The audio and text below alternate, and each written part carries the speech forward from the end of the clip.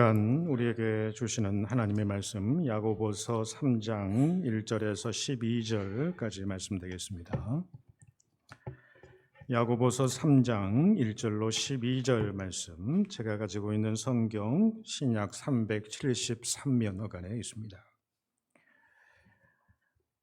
오늘 우리에게 주시는 하나님의 말씀, 저와 여러분이 한 절씩 교독으로 봉독합니다. 내 형제들아, 너희는 선생된 우리가 더 큰 심판을 받을 줄 알고 선생이 많이 되지 말라. 우리가 다 실수가 많으니 만일 말에 실수가 없는 자라면 곧 온전한 사람이라 능히 온 몸도 굴레 씌우리라.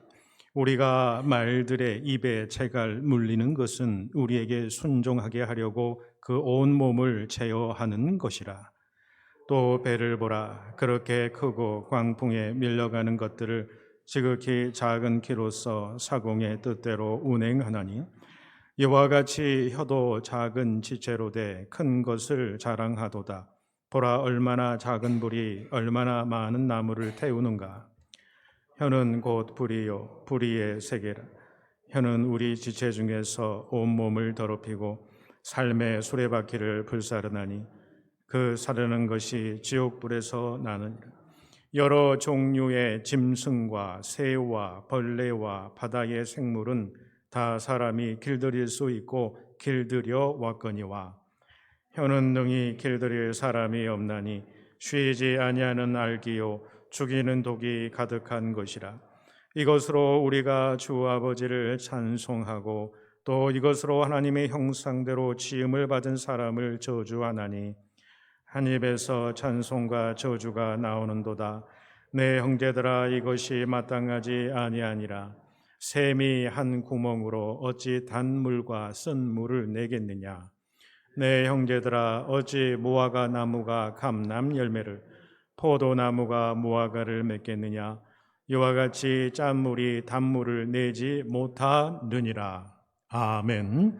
살아계신 하나님의 말씀입니다. 이 시간 시온 성가대 귀한 찬양으로 하나님께 영광 올리시겠습니다.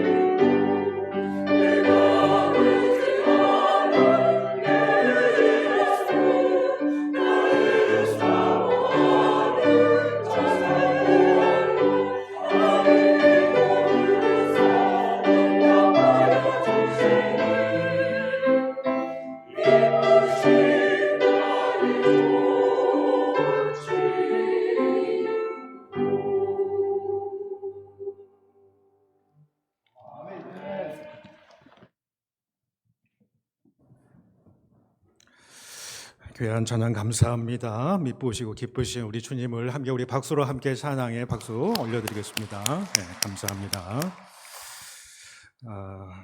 할렐루야. 네, 반갑습니다. 오늘은 내 입의 말과 마음의 묵상이라고 하는 제목을 가지고 주신 본문의 말씀을 통해서 함께 은혜를 나누기를 원합니다. 하이데거의 아주 유명한 말이 있습니다. 언어는 존재의 집이다. 언어는 존재의 집이다 라고 하는 그런 말이에요.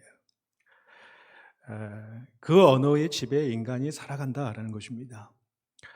인간이 언어의 주인인 것처럼 생각하지만 사실은 언어가 인간의 주인이 되고 인간에 군림한다라고 하는 그런 뜻을 가지고 있습니다.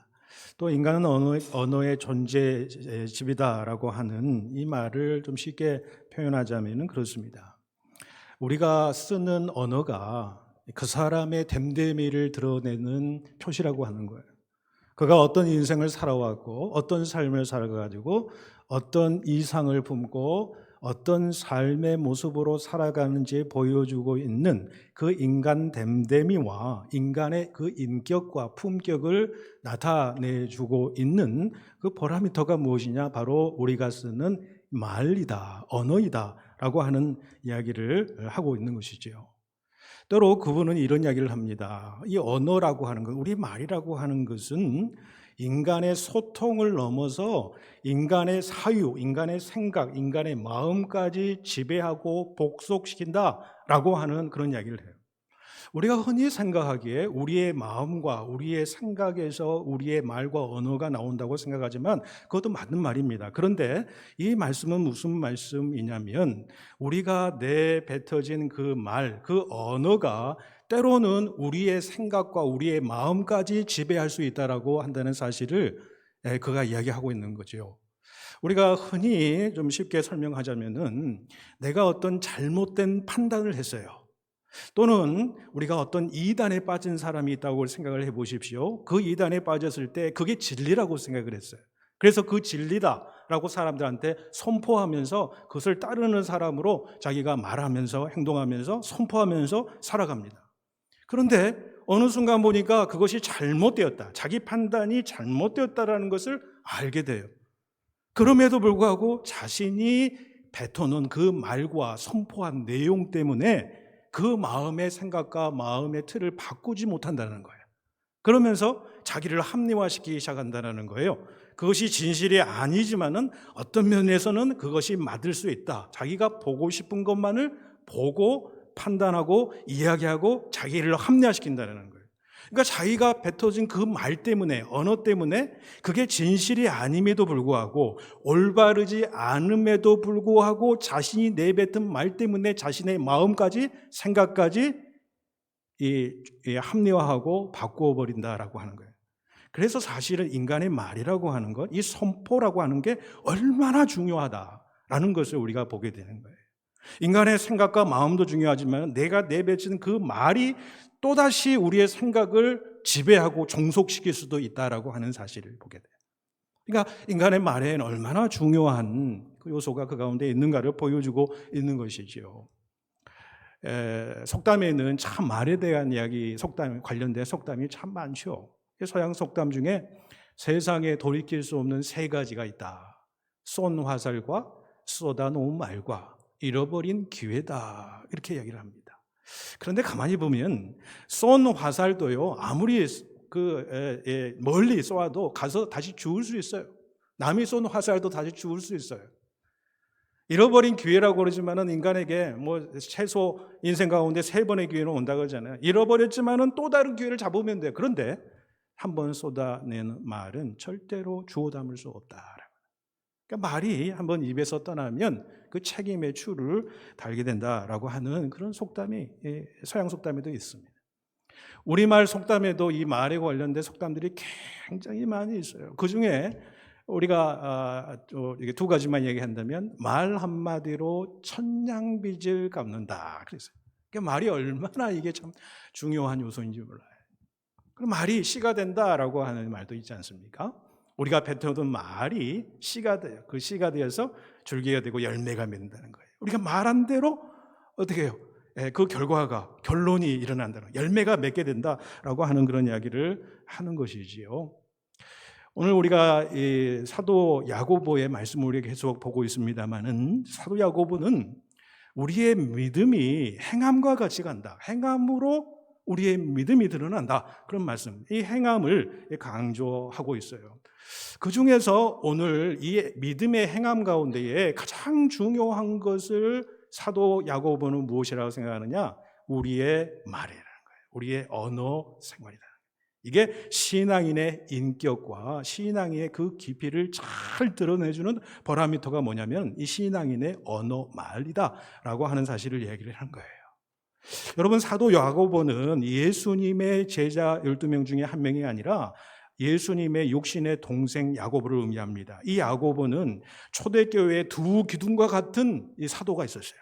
한쪽은 예루살렘 교회를 감독했던, 그리고 교회에 30년 동안 목회를, 예루살렘 교회를 목회했던 바로 오늘 본문의 이 사도 야고보가 있고, 또 한쪽으로는 베드로 사도가 있어요. 이 두 기둥이 초대교회의 사도들의 큰 기둥이었어요.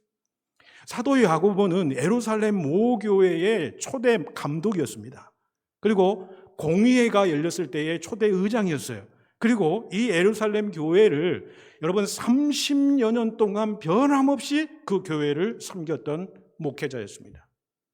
이 30년의 목회를 해보면서 그의 믿음에 대해서 이야기를 할 때에 행함으로 드러난 믿음 가운데에 가장 중요한 신앙의 덕목이 무엇일까? 이 야고보 사도가 생각을 하다가 그것은 우리의 말이다, 우리의 언어다 라고 하는 사실을 말씀하고 있는 거예요.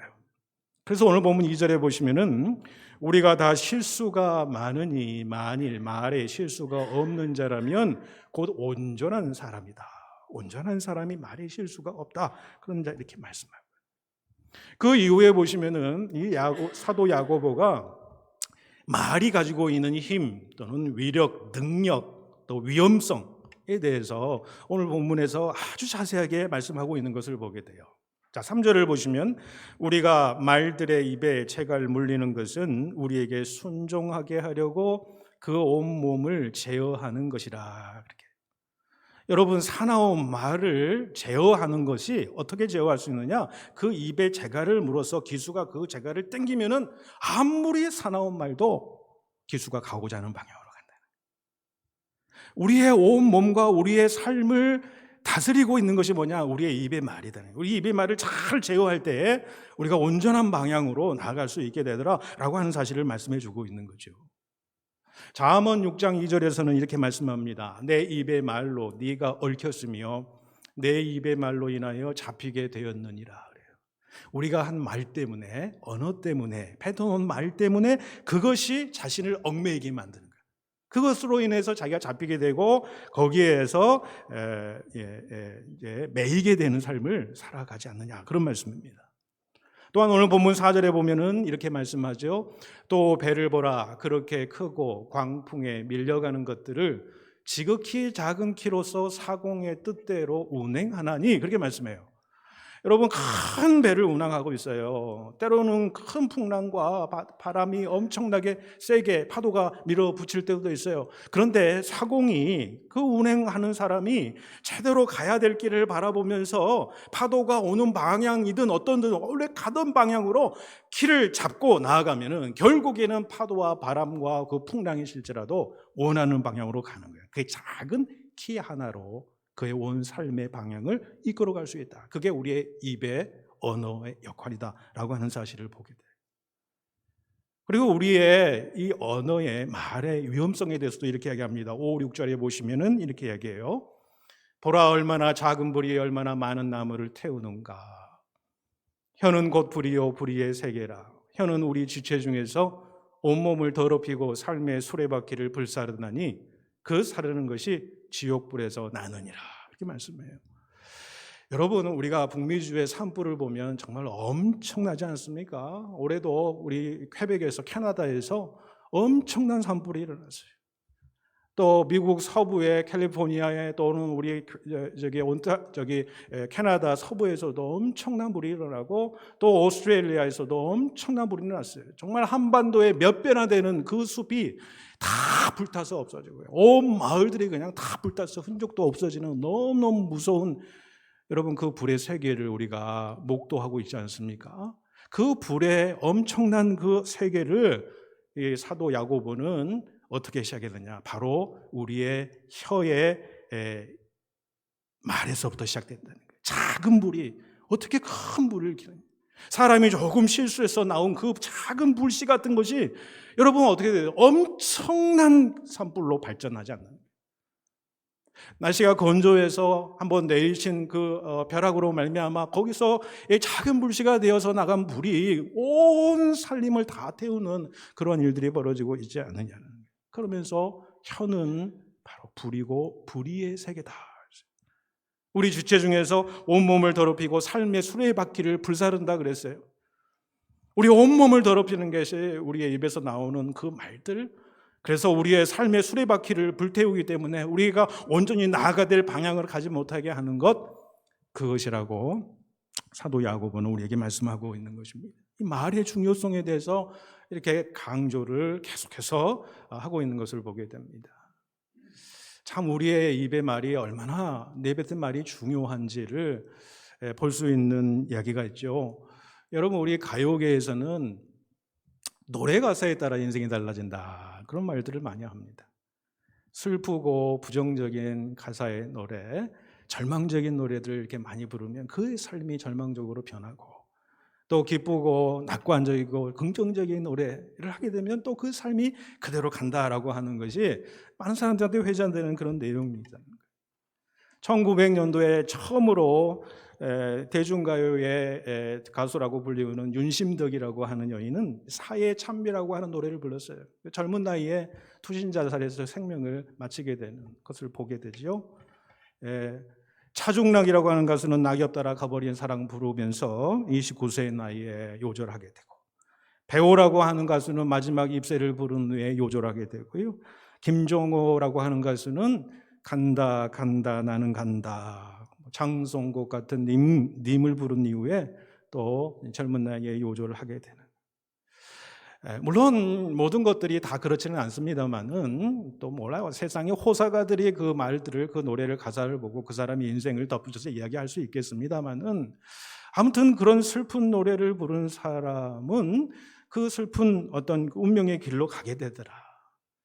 반면에 우리가 잘 알고 있는 이 쨍하고 해뜰 날이라고 하는 송대관의 노래가 있습니다. 참 힘들고 어렵고 인생이 밑바닥까지 내려갔을 때에 자신이 직접 나의 인생이 이렇게 끝날 수 없다, 그래서 내가 꿈을 안고 왔다, 내가 왔단다, 슬픔도 괴로움도 모두 비켜라, 안 되는 일 없단다, 그런 인생의 때에 이 노래를 불렀어요. 그런 그 노래가 실제로 그 가수의 인생을 쨍하고 해뜰 날을 가져오게 되었다라고 하는 사실을 우리가 좀 보게 되는 거죠. 여러분, 나는 행복합니다라고 노래를 불렀던 윤한기, 그 사람은 이 노래로 행복을 얻게 됩니다. 어려서 부모를 잃고 동생 윤복희와 이렇게 자라난 그의 운명이 바로 이 노래를 전환점으로 해서 바뀌었다. 그래서 나중에는 하나님의 은혜를 받아서요, 목회자가 되고 또 신학교도 세워서 하나님의 나라를 위해서 헌신하고 지금도 아름다운 모습으로 하나님 나라를 위해 섬겨나가는 그 모습을 보게 되는 거예요. 여러분, 가수들이 이야기를 들어보니까 한 곡을 취입하려면 그 같은 노래를 얼마나 많이 부르는지 몰라요. 같은 노래를 연습하고 또 레코딩을 하게 될 때에 적어도 보통 2-3천 번은 그 노래를 반복한다는 거예요. 그러니까 꿈속에서도 그 노래가 막 나오고요. 또 잠꼬대로도 그 노래 가사가 나오고 노래 가락이 나오는 거예요. 그런데 여러분 생각해 보십시오. 우리가 어떤 말이든 무슨 말이든 3,000번씩 계속해서 반복을 하면요, 그와 같은 일이, 똑같은 일이 현실로 드러나게 되더라라고 하는 사실. 말이 현실로 나타나게 되더라는 거예요. 그래서 말의 위력이 그만큼 크다라는 거예요. 그래서 여러분, 우리가 삶을 살아가면서 자꾸 우리가 그런 마음도 없는데 아이고 죽겠네라고 말들을 많이 합니다만은 여러분 죽겠네를 그렇게 말씀하지 마시고 죽겠네를 죽게 있네 죽게 있습니다. 이렇게 여러분 언어를 바꿔서 말을 바꿔서 하시길 바랍니다. 그런데 여러분 우리의 언어 생활에서 현실적인 어려움들이 있어요. 오늘 본문에서 그렇게 7, 8절에서 그 말씀을 하는 겁니다. 7, 8절의 말씀이 이런 내용이에요. 동물이나 가축들은요 인간들에 의해서 길들여 왔다라는 거예요. 길들여질 수 있다라는 거예요. 우리가 서커스를 보게 되면 무서운 사자나 맹수, 호랑이도요 그 조련사의 한마디에 꼼짝 못하는 것을 보게 돼요. 앉으라면 앉고요, 서라면 서고요, 뛰라고 하면 뛰고요, 또 가라면 가고 먹으라면 먹고 그렇습니다. 그 명령 한마디에 아주 여러분 그 맹수가 순한 양같이 보이더라는 것입니다. 그러나 혀는 길들일 사람이 아무도 없다. 그렇게 사도 야고보는 이야기를 하는 거예요. 더 나아가서 혀는 쉬지 않는 악이요 죽이는 독이 가득하다. 그렇게 말씀을 합니다. 우리의 혀에서 입의 말에서 부정적인 말, 남을 죽이는 말, 악한 말, 저주하는 말, 상처 주는 말, 음란과 호색하는 그런 말들이 나온다는 거예요. 이 말들은 우리의 부패한 본성과 마음에서부터 나오게 되는 것이겠지요. 이 사도 바울은 이런 마음의 상태를 그래서 더러움에 내어버려둔 마음이다 또는 상실된 마음이다라고 그렇게 표현을 했습니다. 그래서 마음의 자아가 왜곡되고 깨어지게 되면 말은 자연히 왜곡되고 깨어지게 되어 있더라라고 하는 사실을 보게 되는 거예요. 그래서 우리는 예수 그리스도 안에서 마음을 새롭게 바꾸고 다스려야 될 필요가 있다. 성령 안에서 우리의 입술을 제어할 필요가 있다라고 하는 사실을 우리가 보게 되는 것이에요.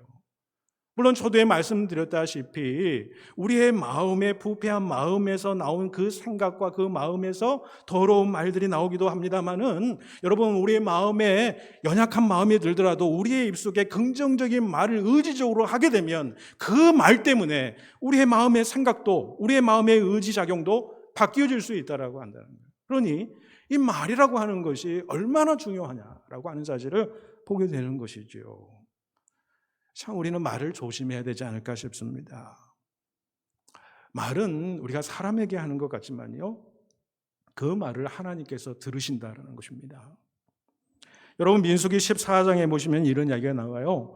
이스라엘 백성들이 하나님을 그렇게 원망을 합니다. 그 광야 생활에서 얼마나 힘들었길래 그렇게 원망했겠냐라는 생각도 들지만은 하나님께서 그 출애굽의 놀라운 그 은혜의 역사를 일으켜 주셨잖아요.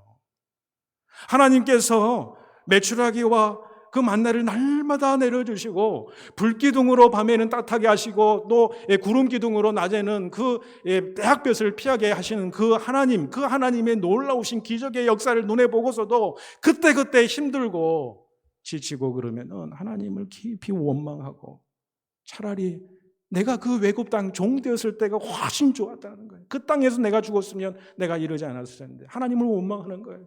차라리 내가 여기에서 이 사막의 땅에서 내가 지금 죽는 게 낫겠다 하면서 하나님을 원망하는 거예요. 그 원망하는 소리는요, 하나님의 선하신 역사하심에 대해서 반대하는 거예요. 적대적으로 나아가는 그 마음이에요. 그래서 하나님께서 그 원망하는 이스라엘 백성들의 모습을 보면서 하시는 말씀이 민수기 14장 27에서 29절 말씀이에요. 이스라엘 자손이 나를 향하여 원망하는 바 그 원망하는 말을 내가 들었노라. 너희 말이 내 귀에 들린 대로 내가 너희에게 행하리니 너희 시체가 이 광야에 엎드려질 것이라. 그랬어요. 여러분 하나님께서 우리의 인생의 언어 말들을 다 듣고 계십니다. 너희 말이 내 귀에 들린 대로 내가 너희에게 그대로 행하겠다. 얼마나 무서운 말인지. 너희들이 그렇게 원망했지, 그렇게 해달라고 그랬지, 그래 너희의 시체가 이 광야에서 엎드려질 거야. 여러분 광야 40년 생활을 보세요. 광야 40년 생활에 그렇게 원망하고 불평했던 1세대들은요 단 한 사람도 남기지 않고 그 광야에서 자신의 말대로 다 죽게 됐어요. 여호수아와 갈렙 외에는요 여러분 그 가나안 땅에 들어간 사람이 한 사람도 없어요. 그의 말 그대로 태워졌다라고 하는 사실을 우리가 보게 되는 거죠. 여러분 우리는 참 말할 때 실수가 없게 하기 위해서는 참 조심해야 될 세 가지 요소가 있다 그랬어요. 이 세 가지의 문만 통과하면 우리는 이 말에 온전한 사람이 될 수 있다 그랬어요. 우리는 이 점을 우리가 자꾸 잘 기억하면서 우리의 말을 해야 될 줄로 믿습니다. 첫 번째는 내가 하는 말이 진실된 말인가, 진리의 말인가, 옳은 말인가 하는 거예요. 남들한테 들어서 내가 확인하지도 않은 그 말씀이냐, 정말 진리의 말씀이냐라는 거예요. 진실이냐라는 거예요. 진실된 말만 먼저 하면 된다는 거예요. 두 번째, 이 진실의 문을 통과한 사람은 이 말이 지금 꼭 필요한 말인가를 생각해 보라는 거예요. 아무리 옳은 말이라고 할지라도 어떤 상황, 어떤 형편에서는 내가 그 말을 하지 않는 것이 더 지혜로울 수 있다는 거예요. 꼭 해야 될 말을 할 수 있어야 된다. 그래서 이 말이 내가 꼭 필요한 말인가? 그걸 잘 생각해 보라는 거예요. 그래서 이 두 번째 문을 통과한 다음에 마지막은 내가 하는 말이 너와 나 공동체에 유익을 주는 말인가? 그 유익을 주는 말이면 그 세 번째 문을 통과해서 말하는 것은 말에 실수가 없다. 그런 말씀을 하게 되는 것이죠. 에베소서 4장 29절에서도 이렇게 말씀합니다. 무릇 더러운 말은 너희 입 밖에도 내지 말고 오직 덕을 세우는데 소용되는 대로 선한 말을 하여 듣는 자들에게 은혜를 끼치게 하라. 그렇게 말씀하는 것을 봅니다. 마지막으로 본문 9절에서 12절까지 내용은 바로 이런 내용입니다. 우리가 한 입으로는 우리 주 하나님 아버지를 찬송한다는 거예요. 그런데 그 입으로, 똑같은 입으로 하나님의 형상대로 지음을 받은 형제 자매들에게는 저주의 말을 한다는 거예요. 그래서 이야기하는 거예요. 어떻게 한 입에서 찬송과 저주가 나올 수가 있느냐? 그럴 수가 없느니라라고 해요. 그런데 인간의 언어에 보면 그렇다는 거예요. 하나님을 찬양하는 찬양의 입술이 따로 있고 인간을 저주하는 입술이 그 한 입 가운데서 나오게 되는 게 아니냐는 거예요. 샘이 한 구멍에서 단물과 쓴물을 동시에 낼 수 있느냐? 그럴 수 없는 거 아니겠느냐는 거예요. 무화과 나무를 심었는데 그 나무에 감람나무 열매가 맺을 수 있겠느냐? 그럴 수 있는 거 아니지 않느냐? 포도나무 열매를 심었는데 포도나무에 무화과 나무 열매가 맺을 수 있느냐? 그럴 수 없는 거 아니겠느냐라고 하는 말씀입니다. 탈무드에도 보면은 비슷한 이야기가 있습니다. 왕이 두 부류의 신하들에게 명령을 하죠. 한 부류에게는 너희들은 세상에 나아가서 가장 존귀한 것을 가지고 찾아가지고 오너라. 또 한 부류의 신하들에게는요, 너희는 세상에서 가장 천한 것을 가지고 오너라라고 그랬어요. 그리고 1년의 세월이 이렇게 지나갑니다. 신하들 중에 가장 존귀한 것을 가지고 온 사람의 상자를 열어봤더니 그 가운데 뭐가 있었겠어요? 사람의 혀가 있어요. 근데 반대로 또 가장 세상에서 천한 것을 가져온 사람의 상자를 펴보았더니 거기에도 사람의 혀가 있더라. 그러니까 이 사람의 말이라고 하는 것, 언어라는 것이 어떻습니까? 잠언 18장 21절에서 이야기한 것처럼 죽고 사는 것이 혀의 힘에 달렸다라고 하는 말씀이 참 맞는 말씀인 거지요. 언어 중에는 죽이는 말들이 있는 거지요. 상대방을 우울하게 하고 용기를 꺾기도 하고 삶의 소망을 잃게도 하고 소극적이고 비판적이기도 하고 부정적인 말, 불평하고 험담하고 또 원망하는 말, 이런 말들이 있고요. 또 한쪽에는 살리는 말도 있다라는 것입니다. 우리 어떤 삶 속에서도 감사의 그 입술이 있어요. 남을 세워주는 언어가 있어요. 위로의 말이 있어요. 격려의 말이 있어요. 긍정적인 말들이 있어요. 또 믿음과 꿈이 담겨 있는 그런 말들이 있어요. 그 언어가 바로 섬김과 축복의 언어라고 한다는 그런 사실이죠. 우리 주님께서도 우리에게 말씀하시기로 이런 말씀을 하세요. 오직 너희는 말을 할 때 옳다, 옳다, 아니다, 아니다 하라. 이에서 지나는 것은 악으로부터 나오느니라, 그런 말씀을. 그러니까 우리의 언어가 소박하고 거짓이 없고 진실한 그런 말들을 너희들이 하라는, 과장되고 축소할 필요도 없고요, 거짓이 섞이지 않는 그런 솔직하고 소박한 단순한 그런 말들을 너희들이 하라. 그렇게 우리 주님도 우리에게 말씀해 주는 것을 보게 되는 거죠. 전에도 이야기했던 이야기입니다마는 교육학에 아주 중요한 이론이 있습니다. 피그말리온 효과라는 것이 있습니다. 사회심리학자 로젠텔이라고 하는 이 심리학자가요, 이 새학기를 맞이해서 또 담임교사에게 아이들 몇 명을 거론을 합니다. 몇 명을 밑줄 긋고 거론을 해요. 그러면서 담임들에게 무슨 이야기를 하느냐, 우리가 밑줄 그은 이 아이들은 우리가 아주 조사를 많이 했는데 이 아이들은 정말로 특별한 아이들입니다. 아주 우수한 아이들입니다. 아주 잠재적인 능력이 아주 월등한 아이들이에요. 그래서 특별한 관심을 가지고 이들이 무엇인가를 잘하고 있을 때 칭찬과 격려를 아끼지 말아 주십시오 라고 그렇게 얘기를 합니다. 그동안 선생님들은 그 말을 믿고 그 아이들을 주목해서 봅니다. 더 많은 관심을 가져보기도 하고 그들이 잘할 때에 칭찬해주고 격려해 주고 있습니다. 그래서 1년 후가 지나게 된 거예요. 그래서 보니까 그렇게 주목받았던 그 아이들이 다른 아이들에 비해서 월등하게 성적도 좋아지고 모든 관계도 좋아지고 또 학습 태도도 좋아지고 모든 것들이 다 좋아지게 되더라. 그래서 선생님들이 생각했다는 거 아니에요? 역시 우수한 아이들은 달라도 다르구나, 이런 생각을 했는데 나중에 심리학자 그 실험에 했던 그분의 이야기를 들어보니까 놀라운 사실이죠. 그 아이들은요 그저 무작위로 선발된 아이들이었다.